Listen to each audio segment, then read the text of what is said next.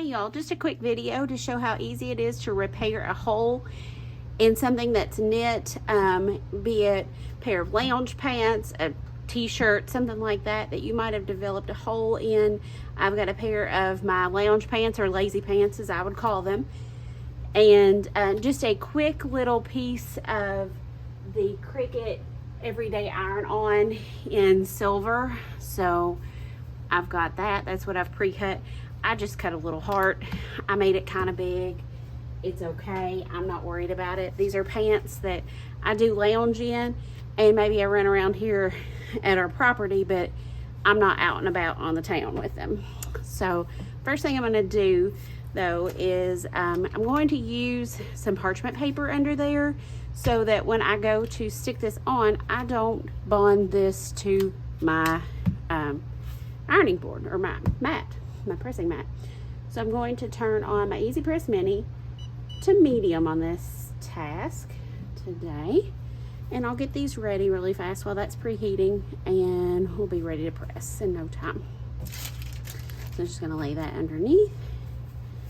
I'm not even really concerned if this is straight up and down, to be quite honest. This is just going to cover that over. You'll see it in the light, but here at the house, like I said, I'm not worried about it. I'd just rather not have a hole in my pants, exactly. But and I'm going to cover this, go ahead and cover, and I'm just going to press it down. You heard my Easy Press Mini chime, so I'm just going to keep it moving and press it on. Super easy. I've done this for leggings as well.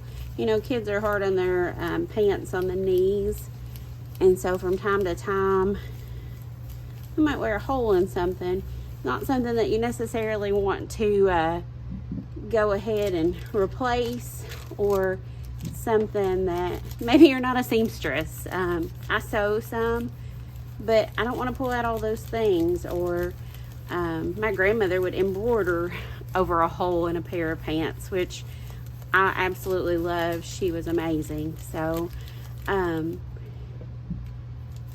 definitely not her, but I don't like to throw out clothes when I'm not quite ready to yet. So I think that is good, but I'm just going to lay it here on my work surface here and try to pull out some of that heat real fast and see if it bonds well. And if it has, we're good to go. So just going to, yeah, and you can kind of see that there is a hole underneath there, but I'm not concerned about that.